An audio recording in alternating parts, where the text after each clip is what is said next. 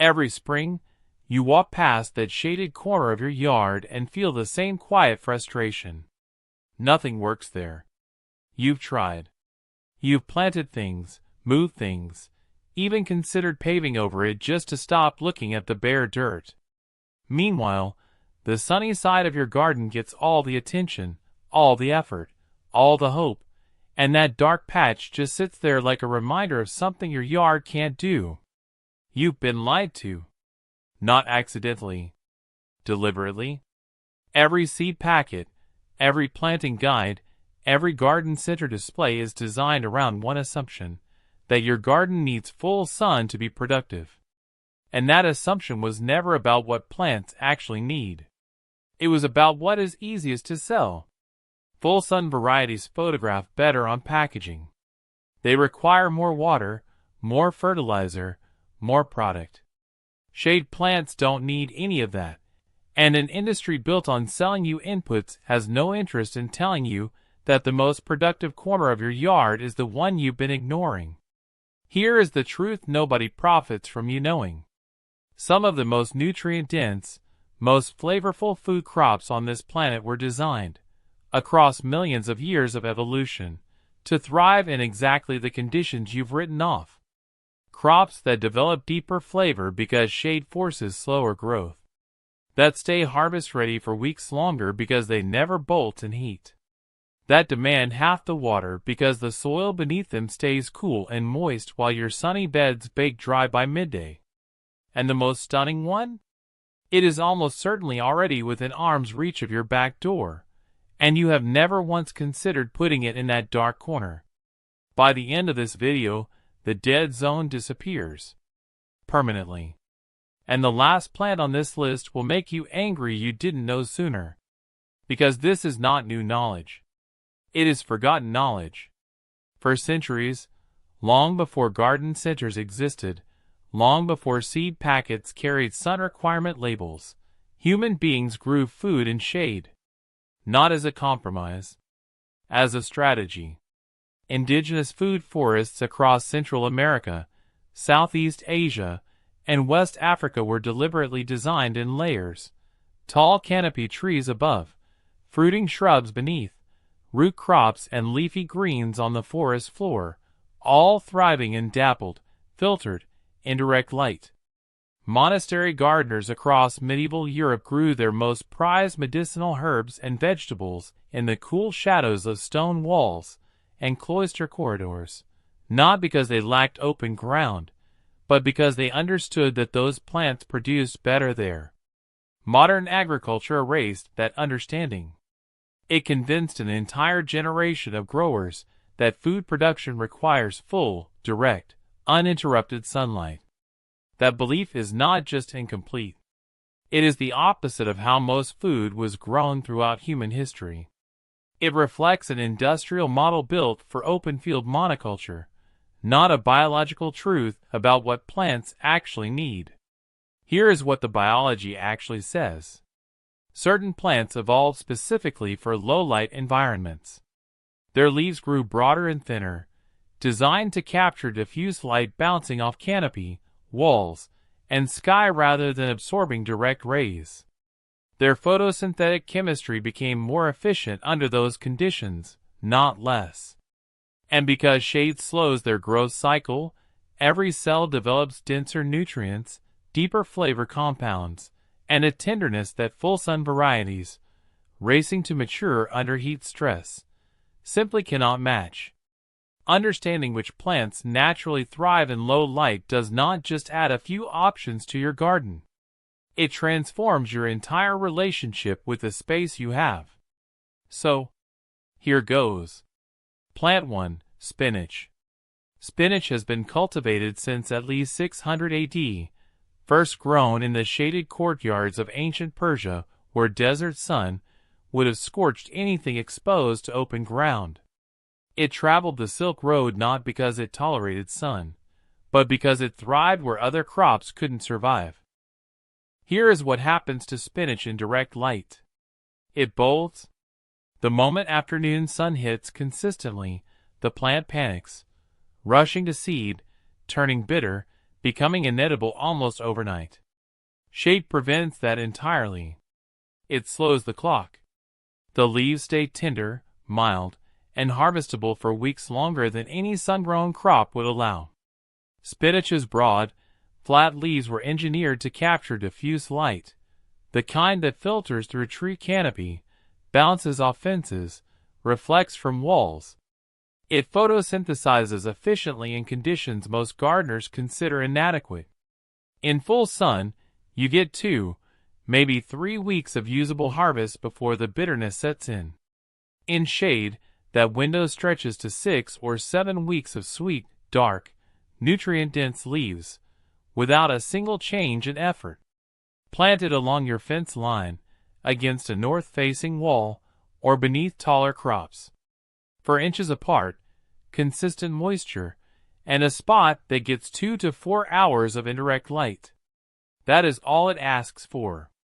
There is something quietly instructive about a plant that produces its best work not by chasing the brightest conditions, but by making the most of what is available. Plant 2, lettuce. If spinach convinced you, lettuce will confirm it. Lettuce is one of the oldest cultivated vegetables on Earth. Ancient Egyptian tomb paintings dating back over 4,000 years show lettuce growing in carefully tended beds, most of which were deliberately shaded by surrounding walls and trees. They understood something modern gardeners keep relearning. Lettuce does not want heat.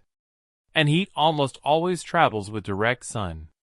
In shade, lettuce does something remarkable. It stretches its leaves wider, grows slower, but far more consistently. The flavor stays sweet. The texture stays crisp. The harvest window extends by weeks, sometimes by a full month compared to sun-grown varieties. The science is straightforward. Lettuce contains high water content in its cells. Direct sun causes rapid transpiration. The plant essentially sweats itself into stress. Shade keeps that moisture locked in, reducing cellular stress almost entirely. The result is leaves that taste clean, stay crunchy, and never develop that rubbery bitterness that makes people give up on growing salad greens altogether. Plant loose-leaf varieties in your shadiest corner.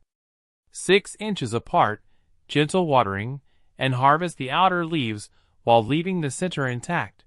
One plant managed this way produces for 8 to 12 weeks instead of a single cut. Sometimes, the best thing you can do for something that is struggling is simply remove the pressure and let it perform on its own terms. Plant 3, kale. Long before kale became a modern health trend, it was a survival crop. Throughout medieval Europe, families grew kale along the north-facing walls of their cottages, the coldest, darkest growing spaces available, because it was one of the only plants that would still produce food there when everything else refused. Kale thrives in shade because its cellular structure is built for cool, low-light stress. In full sun and summer heat, kale leaves become tough, leathery, and aggressively bitter, the taste that gives it a reputation as punishment food. In shade, the opposite happens. Growth slows. Cell walls develop gradually. The leaves stay tender, mild, and genuinely pleasant to eat. Shade-grown kale holds its harvest quality for 6 to 8 months from a single spring planting. Sun-grown kale gives you maybe 6 weeks before you are wrestling with something closer to tree bark than salad. Plant 12 inches apart in partial shade. 2 to 4 hours of dappled light is ideal. Harvest outer leaves continuously, leaving the central crown intact, and the plant regenerates indefinitely. A plant that fed families through the hardest winters in human history by growing where nothing else would, that is not a compromise crop.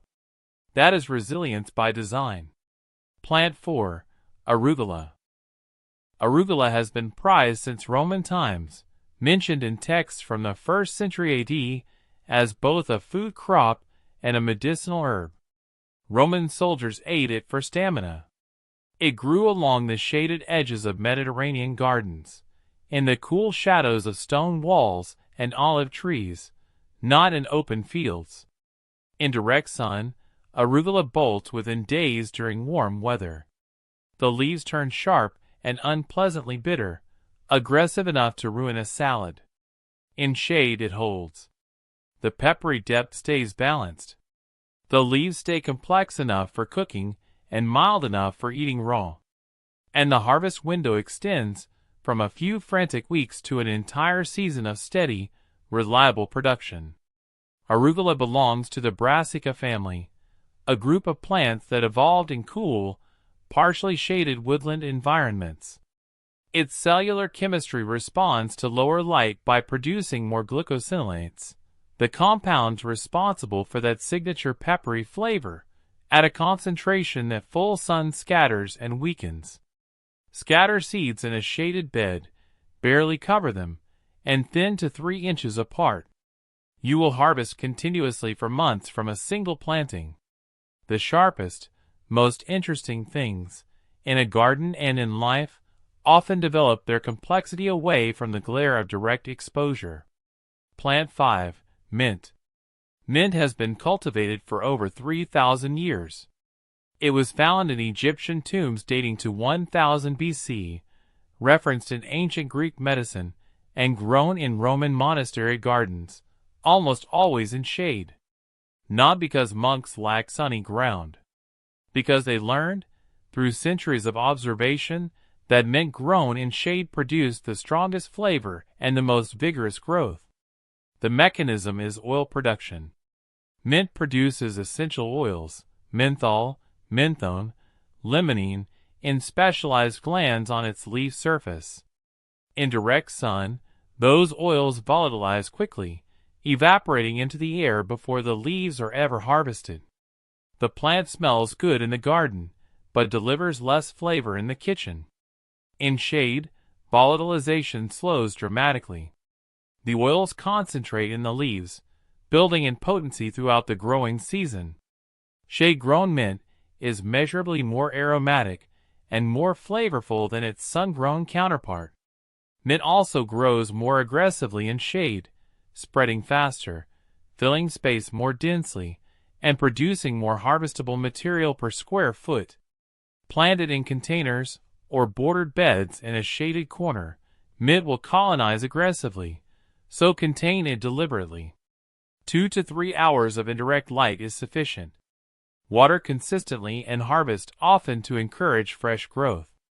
Some things become more potent, not less, when they stop performing for the spotlight and simply do what they were built to do. We're now entering the second half of this list, and the plants from here forward are going to challenge everything you thought you understood about what shade can do. If the first 5 surprised you, what's coming next will genuinely change how you plan your garden. And that final entry, the one I mentioned at the beginning, is unlike anything else on this list. It doesn't just tolerate your darkest corner. It demands it. Stay with me. Plant 6. Parsley. Parsley has been in continuous cultivation for over 2,000 years. Ancient Greeks used it ceremonially before it ever appeared on a dinner plate. It grew along the shaded floors of Mediterranean gardens, tucked between stone walls and under the canopy of fruit trees, environments that provided protection from the intense midday sun that would have diminished its quality. In full sun, parsley grows quickly but develops a flat, one-dimensional flavor and tough, fibrous stems. In shade, the growth slows, and the flavor deepens considerably. The essential oil compound apiol, responsible for parsley's distinctive aroma and taste, concentrates more heavily in leaves that develop under diffuse light. Shade-grown parsley is noticeably more fragrant, more tender, and more flavorful than anything grown in full exposure. The harvest window extends significantly as well. Sun-grown parsley bolts to seed within weeks during warm weather. Shade-grown parsley holds its leafy, productive phase for months, producing continuously without the sudden reproductive panic that heat triggers. Plant 6 inches apart in any spot receiving 2 to 4 hours of filtered light. Along the wall, beneath taller crops, or in a container on a shaded patio.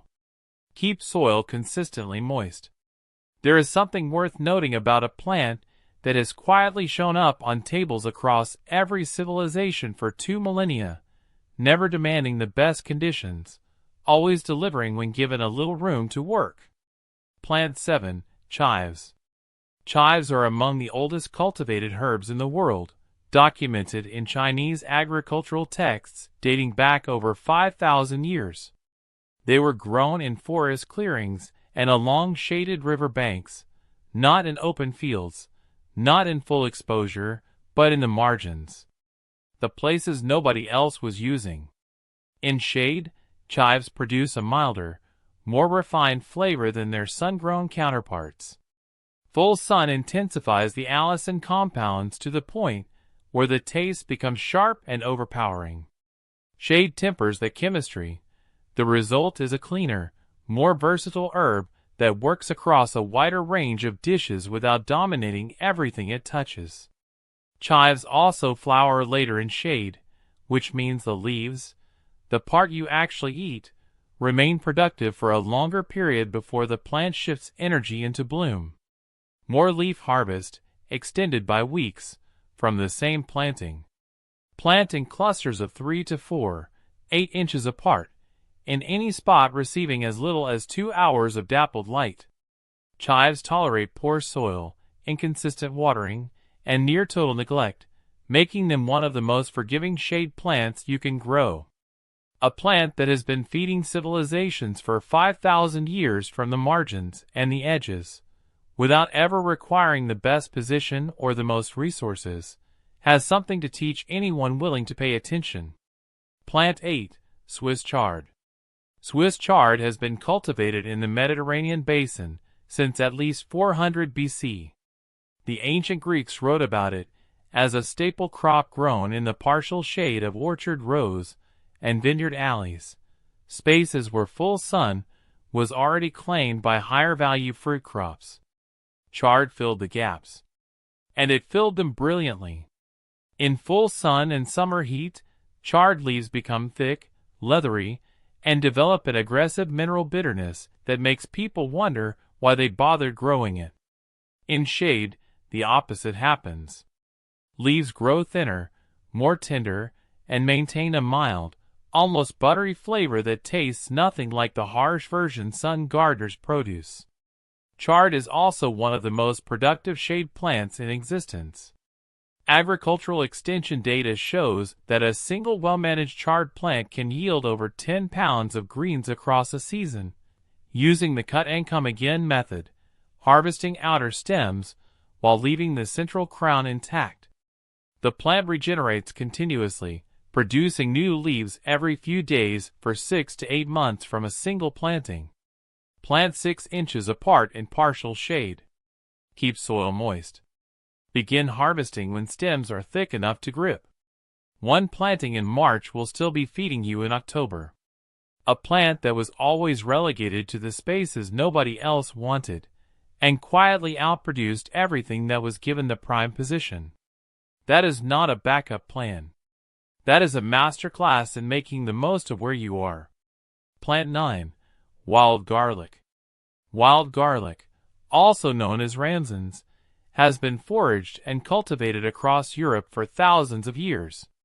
Archaeological evidence from Mesolithic settlements in Denmark and Germany, dating back over 8,000 years, shows that wild garlic was among the earliest plants deliberately harvested by human communities. It grew, then as now, on the floors of dense deciduous forests, under heavy canopy, in conditions that would register as total failure on any modern planting guide. This plant does not tolerate shade. It requires it. Wild garlic emerges in late winter, completes its entire growth cycle before the tree canopy fully leaves out, and draws its energy from the weak, filtered light of early spring. Full sun damages its delicate leaves, causes rapid wilting, and shortens the harvest window to almost nothing. In shade, the leaves stay broad, aromatic, and harvestable for weeks. The flavor is remarkable, a bright, clean garlic taste without the harshness of cultivated cloves. The leaves, flowers, and even the bulbs are edible, offering a complexity that no supermarket garlic can match. Plant bulbs or seeds in the darkest, most neglected patch of ground you have, under trees, along shaded fences, in the corner that receives almost no direct light. Moist soil, leaf litter, and total neglect are its ideal conditions. There is a certain poetry in a plant that has been quietly feeding human beings for 8,000 years from the forest floor, without ever once asking for a better spot. Plant 10, mushrooms. And now the one I told you to stay for. Mushrooms are not plants. They do not photosynthesize. They do not need a single photon of sunlight to produce food, making them not just shade tolerant, but the only crop on this list that genuinely thrives in complete darkness. Humans have been cultivating mushrooms for over 600 years. The first documented cultivation of shiitake mushrooms occurred in China during the Song dynasty, around 1209 AD. European button mushroom cultivation began in the underground limestone caves of Paris in the 17th century, caves that received zero natural light and maintained cool, stable temperatures year-round. That system persisted for centuries. Some of those caves are still in operation today. The mechanism is fundamentally different from every other entry on this list. Mushrooms are saprotrophic. They feed on decaying organic matter, breaking down dead wood, straw, and compost into nutrients they absorb directly. No photosynthesis. No light requirement. No competition for the sunniest bed. All they need is moisture, organic substrate, and the one condition your darkest corner provides in abundance: shade. Flavor-wise, homegrown mushrooms are incomparable to anything sold in plastic trays at the grocery store. The texture is firmer, the umami is deeper, and the aroma is richer because they were grown slowly, in stable conditions, without the stress of industrial speed. Start with an oyster mushroom grow kit or inoculated shiitake logs placed in the shadiest, most humid corner of your yard. No soil needed. No watering schedule. No sunlight whatsoever. Just patience and a spot nobody else wanted. Every plant on this list transformed a dark space into a productive one. Mushrooms eliminate the concept of darkness as a limitation entirely. They don't just survive where nothing else grows. They turn the absence of light into the very condition that makes them possible. And that is the answer to the question this video asked at the beginning. That dark corner was never a dead zone. It was a growing environment, waiting for someone to understand what it was actually built for. Every single plant on this list has one thing in common. Not the species. Not the family. Not the soil requirements or the watering schedule. The common thread is simpler and more important than any of that. They were all built to thrive where others give up. Not by chasing the brightest light. Not by demanding the best position. But by evolving, over centuries, over millennia, to extract everything they need from conditions that most growers walk past without a second thought. Broad leaves designed for diffuse light. Root systems built for cool, moist soil. Chemistry that concentrates flavor and nutrients precisely because growth is slower, steadier, and unhurried. These plants did not succeed in spite of the shade. They succeeded because of it.